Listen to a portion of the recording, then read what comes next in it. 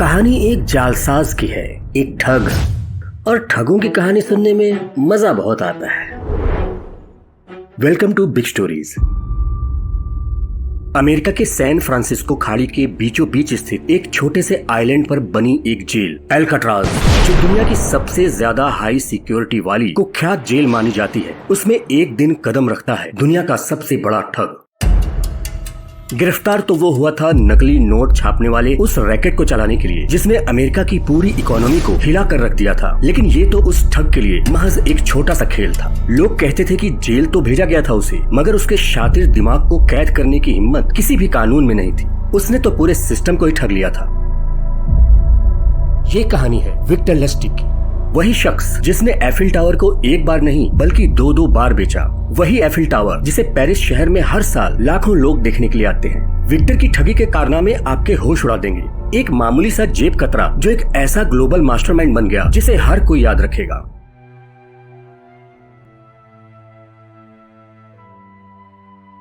4 जनवरी 1890 central Europe में एक छोटे से टाउन होस्टिने में एक लड़के का जन्म हुआ, जिसका नाम रखा गया रॉबर्ट वी मिलर।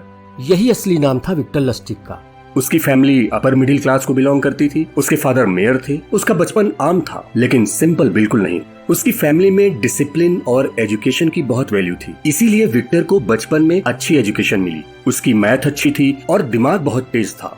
वो बोलता ऐसे था कि किसी से भी पहली बार भी मिले उससे वो कुछ भी मनवा लेता था, और उसके सामने मुश्किल चाहे जितनी बड़ी हो, सिर्फ अपनी बातों के दम पर वो हर मुश्किल से निकल जाता था। लेकिन उसने बहुत ही कम उम्र में ये समझ लिया कि अगर उसे जिंदगी में बड़ा बनना है तो उसे रूल्स को तोड़ने होंगे। उसे हर हाल में आगे बढ़ना होगा, चाहे उसके लिए उसे कुछ भी करना पड़े।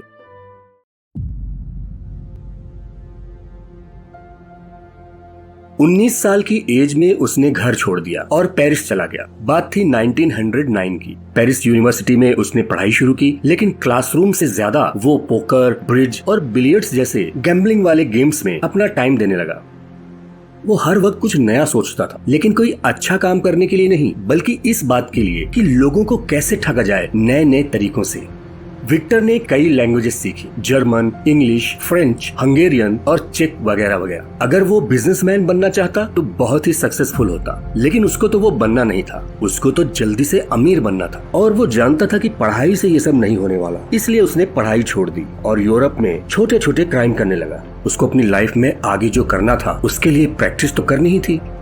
लैंग्वेजेस तो उसने सीख ली थी, पर्सनैलिटी भी गजब की थी, बात भी वो बहुत अच्छी करता था। जो भी उसके संपर्क में आता वो उससे इम्प्रेस ना हो, ये हो ही नहीं सकता था।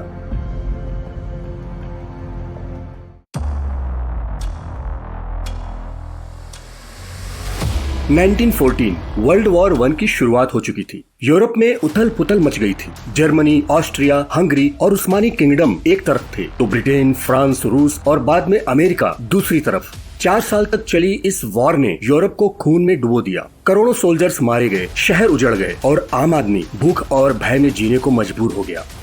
लेकिन जहां एक तरफ आम लोग तबाह हो रहे थे, वहीं विक्टर इसको एक मौके के रूप में देख रहा था। जब देश वार में उलझ जाते हैं तो कानून कमजोर पड़ जाते हैं। गवर्नमेंट ऑफिसर्स का ध्यान दूसरी तरफ रहता है। पब्लिक बेचैन रहती है। उस समय नकली आइडेंटिटी कार्ड बनाना आसान हो चुका था। वार के कारण बहुत से लोग देश छोड़कर भाग रहे थे। पासपोर्ट, वीजा, सबकी जांच ढीली पड़ चुकी थी। अमीर लोग अपना पैसा किसी सेफ जगह पहुंचाना चाहते थे या किसी सेफ इन्वेस्टमेंट स्कीम में डालकर रखना चाहते थे। विक्टर ने ये सब बहुत अच्छे से समझ लिया और फिर उसके बाद वो बड़ी बड़ी ठगी को अंजाम देने लगा।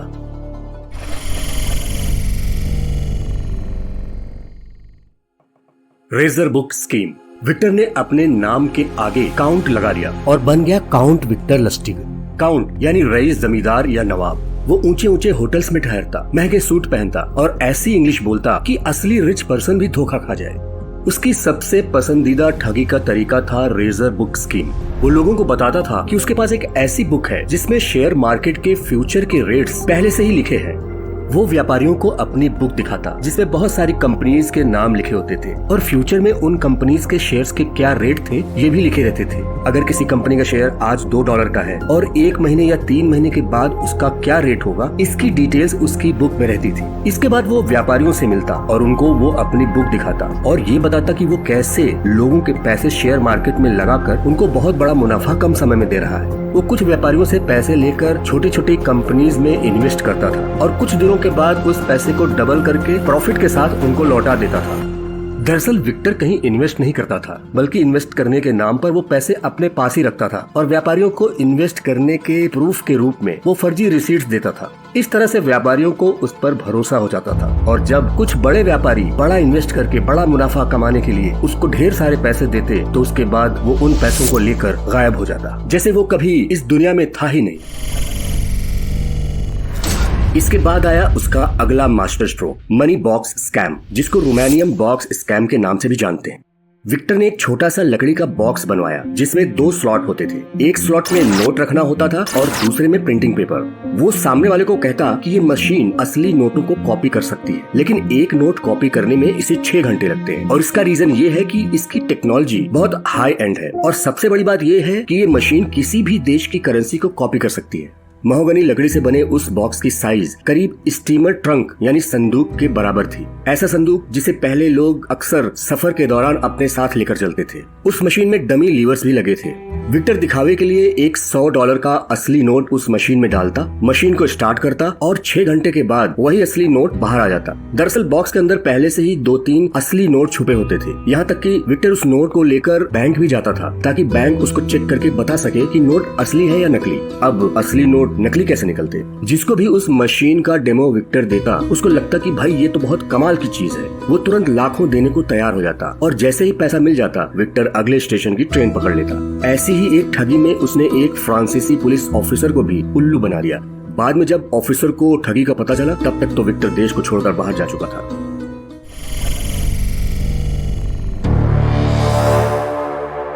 यूरोप के हर शहर में उसका नाम था। कभी काउंट लस्टिग, कभी प्रोफेसर लस्टिग, तो कभी सर लस्टिग, कई नामों से वो जाना जाता था। उसने करीब 45 अलग अलग नामों और पासपोर्ट्स का इस्तेमाल किया। वो नए नाम और नई पहचान के साथ यूरोप के कई देशों में ट्रैवल करता, लोगों को ठगता और फिर वहाँ से गायब हो जाता। पुलिस के लिए वो एक पहेली बन चुका था और आम आदमी के लिए एक दिलचस्प किस्सा। उस दशक में दुनिया में बहुत ही ज्यादा उथल पुथल मची हुई थी। अमीर लोग परेशान थे, कहीं मंदी, कहीं तानाशाही, तो कहीं युद्ध की आहट। इसी डर का फायदा उठाया विक्टर लुस्टिग ने, जो अब ठगी की दुनिया का बादशाह बन चुका था। विक्टर कभी खुद को यूरोप के किसी बैंक का ऑफिसर बताता तो कभी किसी गुप्त अंतर्राष्ट्रीय मिशन पर आया हुआ एक राजदूत। उसका ड्रेस, उसकी चाल ढाल और उसकी इंग्लिश इतनी शाही होती थी कि बड़े बड़े बिजनेसमैन उसके सामने भीगी बिल्ली बन जाते। वो अमीरों से कहता कि मेरे पास ऐसी इन्वेस्टमेंट स्कीम है जो कि गवर्नमेंट की नजरों से दूर है। गुप्त विदेशी बॉन्ड्स, न कोई टैक्स, न कोई सवाल और प्रॉफिट 3 गुना।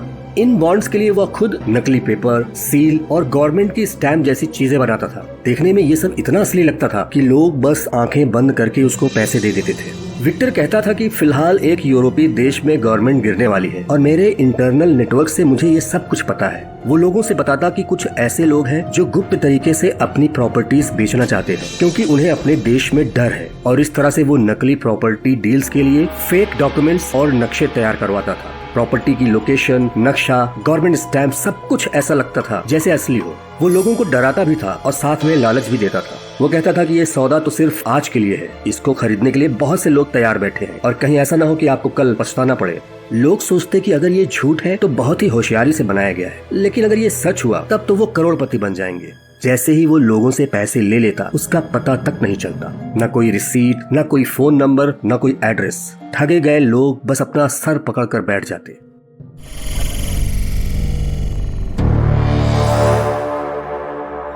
विक्टर सिर्फ एक ठग नहीं था, वो एक बहुत बड़ा आर्टिस्ट था। जब वो पेरिस और वियना जैसे शहरों में रह रहा था तब उसने म्यूजिक और पेंटिंग्स की काफी नॉलेज ले ली थी। उसे पियानो बजाना आता था और ओपेरा के बारे में तो वो ऐसे बातें करता था जैसे वो किसी रॉयल फैमिली का हिस्सा हो। ओपेरा यूरोप का एक क्लासिक म्यूजिकल शो होता है जहाँ लोग स्टेज पर आकर एक्टिंग करते हैं। ये बहुत ही हाई क्लास परफॉर्मेंस मानी जाती है और अमीर लोग इसे कल्चर और स्टेटस की निशानी मानते हैं। विक्टर इस चीज को अपने जाल में फंसाने के लिए इस्तेमाल करता था। वो किसी रिच पर्सन को इनवाइट करता, आज रात एक रॉयल ओपेरा परफॉर्मेंस है और मेरे पास वीआईपी पासेस हैं, चलिए ना, आपको बहुत पसंद आएगा।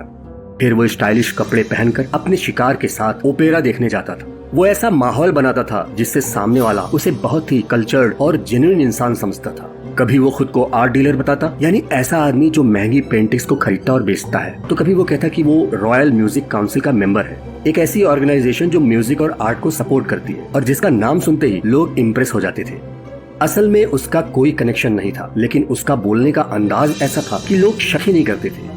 वो बहुत सारी फेमस पेंटिंग्स की डुप्लीकेट बनवाता था और फिर उन्हें ओरिजिनल बताकर बहुत ही महंगे दामों में बेच देता था। कभी कभी किसी पेंटिंग को बेचने के लिए वो लोगों से कहता कि ये एक बहुत ही सीक्रेट डील है, क्योंकि ये एक म्यूजियम में रखने वाली बहुत ही पुरानी पेंटिंग है और आपके लिए ये आखिरी मौका है। सामने वाला इंसान सोचता कि इतना क्लासी, पढ़ा लिखा और कल्चर्ड इंसान आखिर झूठ क्यों बोलेगा, और उसी भरोसे में विक्टर सब कुछ लूट लेता था।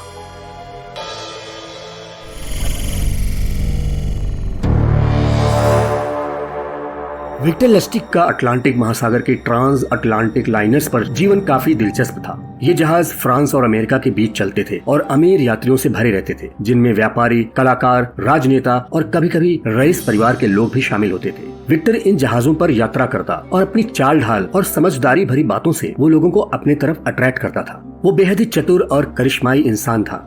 जैसे ही कोई रिच व्यापारी या यात्री उसकी नजर में आता, वह खुद को म्यूजिकल प्रोड्यूसर या बहुत बड़ा इन्वेस्टर बताकर उसके करीब पहुंचता। धीरे धीरे वह उन्हें ब्रॉडवे शो में इन्वेस्ट करने का सपना दिखाता, जो वास्तव में कभी अस्तित्व में था ही नहीं। ब्रॉडवे शो न्यूयॉर्क के ब्रॉडवे एरिया में होने वाले बड़े और महंगे म्यूजिकल प्रोडक्शन होते हैं। ये शो दुनिया भर में प्रसिद्ध होते हैं और इनकी टिकटें बहुत महंगी होती हैं। विक्टर ने ये दिखाया कि वह एक बड़े म्यूजिकल शो का प्रोड्यूसर है जो जल्द ही ब्रॉडवे पर होने वाला है, और इन्वेस्टर्स को उसे पैसे देने के लिए राजी कर लिया है। ये पूरी तरह से एक फर्जी योजना थी जिसे विक्टर ने अपने शिकार को बेवकूफ बनाने के लिए तैयार किया था। उसने अपनी चाल ढाल, अपने कपड़े और बोलने के तरीके से एक ऐसे व्यक्ति की छवि बनाई थी जो भरोसेमंद और प्रभावशाली लगे। वो रिच लोगों से ऐसी गहरी बातचीत करता और उन्हें यकीन दिलाता कि उनका पैसा सही जगह पर इन्वेस्ट होगा, और जब लोग उसको पैसे दे देते, विक्टर अगला बंदरगाह आते ही उस जहाज को छोड़ देता। ऐसा जादू था उसके शब्दों में कि जब एक बार कोई उसकी बातों में आ जाता तो वो फिर खुद को समझदार मानकर ही बेवकूफी करता।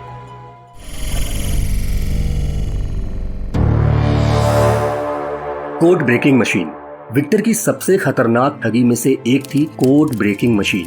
विक्टर ने इसके लिए एक जर्मन के बिजनेसमैन को चुना जो कि वार से थक कर फ्रांस आया था। विक्टर ने उसे बताया कि उसके पास एक ऐसी जर्मन कोड ब्रेकिंग मशीन है जो कि वार के सीक्रेट मैसेजेस को डिकोड कर सकती है। बिजनेसमैन ने सोचा, ये तो सोने का खजाना है।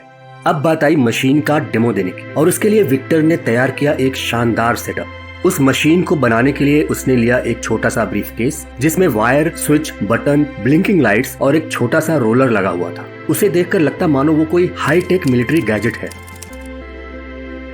विक्टर पहले से एक कोडेड मैसेज तैयार करके लाया था। फिर उसने उस कोड का डिकोडेड वर्जन भी एक स्लिप में छुपाकर मशीन के अंदर फिट कर दिया था। ये डिकोडेड स्लिप मशीन में छुपे हुए एक रोल में रहती थी, ठीक उसी पोजीशन में जहाँ से वो दिखाने के लिए उस मशीन से बाहर निकलती। विक्टर ने पेपर को मशीन में डाला और फिर कुछ स्विच ऑन किया। थोड़ी लाइट ब्लिंक हुई और अंदर से कुछ साउंड आया जैसे मशीन मैसेज को प्रोसेस कर रही हो, और थोड़ी देर में मशीन से बाहर एक स्लिप निकलती है डिकोडेड मैसेज के साथ।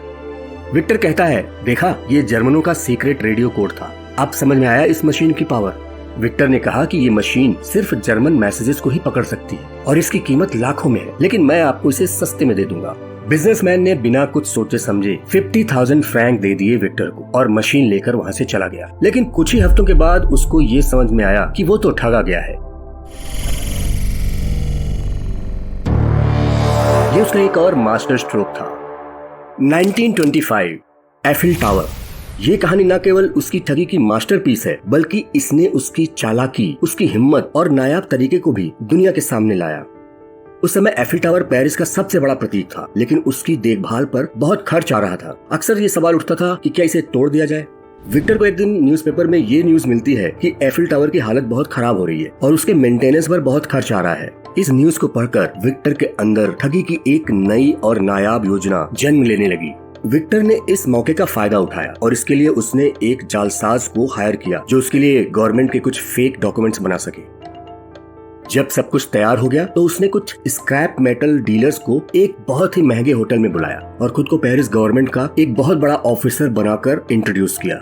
उस मीटिंग में उसने डीलरों से कहा कि एफिल टावर की देखभाल अब शहर के लिए बहुत महंगी हो गई है और गवर्नमेंट ने अब उसे स्क्रैप में बेचने का सोचा है। उसने कहा ये बहुत ही सीक्रेट मामला है और गवर्नमेंट इसको पब्लिक में बताना नहीं चाहती है, लेकिन साथ ही साथ गवर्नमेंट ये चाहती है कि एफिल टावर को वही खरीदे जो एक्चुअली में ऑनेस्ट हो और इस डील के बारे में वो किसी को ना बताए। मीटिंग के दौरान विक्टर ने सभी बायर्स को बहुत अच्छे से ऑब्जर्व किया। उसने ये समझने की कोशिश की कि कौन सबसे ज्यादा मेरे झांसे में आ सकता है। वहाँ पर उसने एक आदमी को देखा, आंद्रे पोइसन, जो कि पेरिस के बिजनेस सर्कल में अपनी जगह बनाना चाहता था। लेकिन वो जानता था कि एफिल टावर को खरीदने के लिए कई डीलर्स आए हैं और हो सकता है कि ये डील उसको न मिले। विक्टर ने उसे देखा और उसके साथ बात करने के बाद उसे ये समझ में आया कि इसी के साथ ये फ्रॉड करना ठीक होगा। उसके बाद उसने आंद्रे को एक पर्सनल मीटिंग के लिए बुलाया और उसको बोला कि मैं एक भ्रष्ट गवर्नमेंट ऑफिसर हूँ। मेरी सैलरी इतनी कम है कि इसमें जैसी जिंदगी मैं चाहता हूँ वो जी नहीं सकता। लेकिन मैं चाहता हूँ कि कोई ऐसा डीलर इसको खरीदे जो ऑनेस्ट भी हो और जो मुझे इसके लिए कुछ पैसे भी दे सके। आंद्रे यही चाहता था क्योंकि उसे सोसाइटी में अपनी पहचान बनानी थी। इसके लिए उसने विक्टर को एक भारी रकम रिश्वत के रूप में दी, 70,000 फ्रैंक। बस फिर क्या था, विक्टर की प्लानिंग ही यही थी। जैसे ही उसको पैसे मिले वो चुपचाप पेरिस से भाग गया। उसे यकीन था कि आंद्रे को जब इस ठगी का पता चलेगा तो वो पुलिस के पास तो बिल्कुल नहीं जाएगा। और उसकी सोच सही निकली। विक्टर पेरिस छोड़कर ऑस्ट्रिया चला गया था, लेकिन उसने कई दिनों तक न्यूज़पेपर में ऐसी कोई न्यूज नहीं देखी जिसमें इस ठगी का जिक्र था। इसलिए उसने सोचा कि क्यों ना यही ठगी वापस की जाए, और ये सोचकर वो पेरिस वापस आया। लेकिन जब वो डीलरों को ठगने की कोशिश कर रहा था तब किसी तरह पुलिस को इसकी खबर लग गई और विक्टर को तुरंत पेरिस से अमेरिका भागना पड़ा।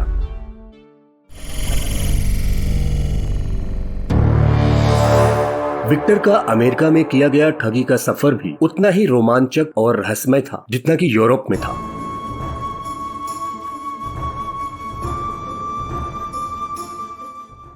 ऐसा नहीं है कि एक समय में विक्टर बस एक ही फ्रॉड या स्कैम करता था। वो कई तरह के फ्रॉड्स और स्कैम्स में अपने आप को इन्वॉल्व रखता था।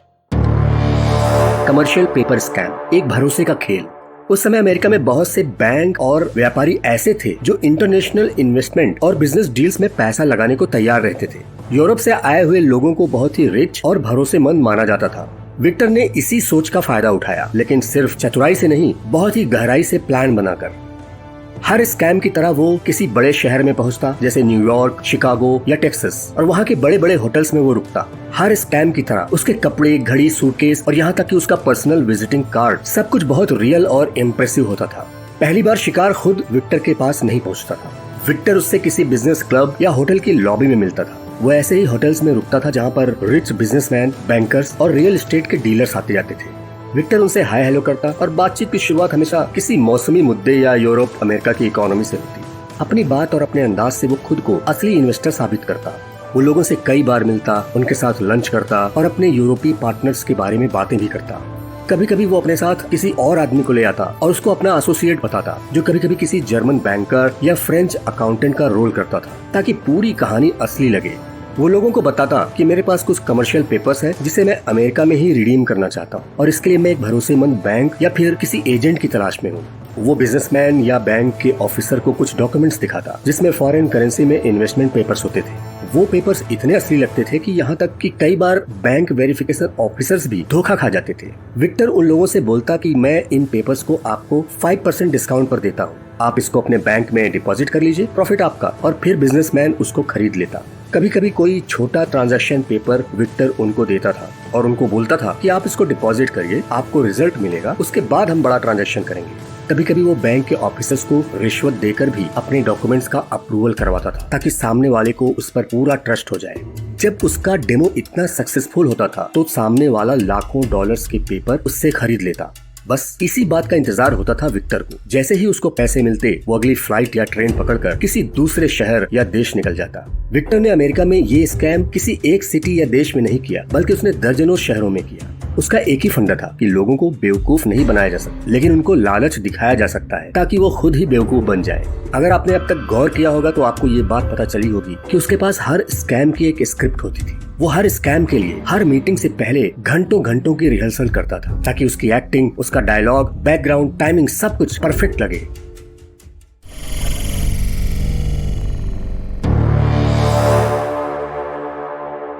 ईयर 1930, जब अमेरिका में आया जालसाजी का तूफान।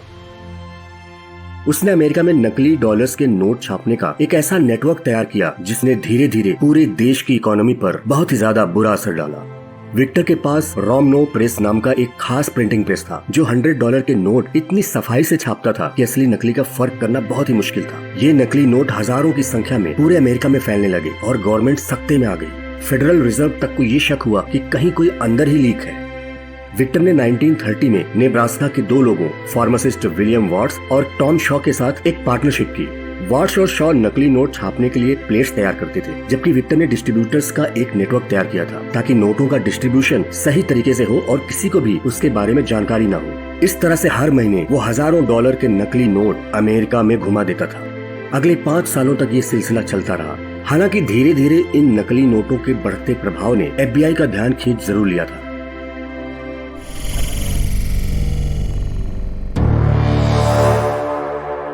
ईयर 1933 अमेरिका का सबसे खतरनाक गैंगस्टर अल कैपोन भी विक्टर के झांसे में आ गया।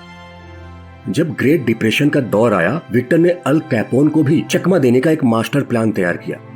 उसने कैपोन को $50,000 की रकम को एक इन्वेस्टमेंट स्कीम में डिपॉजिट करने को कहा, लेकिन 2 महीने के बाद उसने वो सारे पैसे कैपोन को वापस कर दिए। उसने बताया कि उसकी इन्वेस्टमेंट स्कीम काम नहीं की और वो जिन लोगों को इस स्कीम में लाना चाहता था वो लोग तैयार नहीं हुए, इसलिए इस स्कीम को बंद करना पड़ा। कैपोन को इससे कुछ फायदा तो नहीं हुआ था, लेकिन उसने ये जरूर सोचा कि विक्टर बहुत ही ऑनेस्ट पर्सन है। और उसके बाद विक्टर ने कैपोन को कहा कि उसने इस स्कीम में इन्वेस्ट करने के लिए 2 महीने में जो हार्डवर्क किया है उससे वो थोड़ा मुश्किल में आ गया है और उसको उस मुश्किल से निकलने के लिए कुछ पैसे चाहिए। कैपोन उसकी ऑनेस्टी से खुश था और उसने विक्टर को $5,000 दिए। दरअसल विक्टर का प्लान ही यही था। वो कैपोन के $50,000 को नहीं लेना चाहता था, बल्कि उसे सिर्फ वो $5,000 की ही जरूरत थी। साथ ही साथ उसको जरूरत थी कि उसको अंडरवर्ल्ड में एक जगह मिल जाए, और उसका प्लान काम कर गया। कैपोन ने उसको अपनी गैंग का मेंबर बना लिया।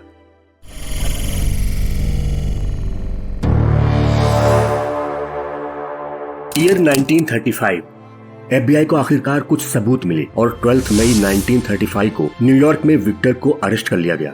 पुलिस ने उसके कमरे की तलाशी ली तो वहाँ नकली नोटों का ढेर, प्रिंटिंग प्लेट्स और दुनिया भर के फेक पासपोर्ट्स मिले।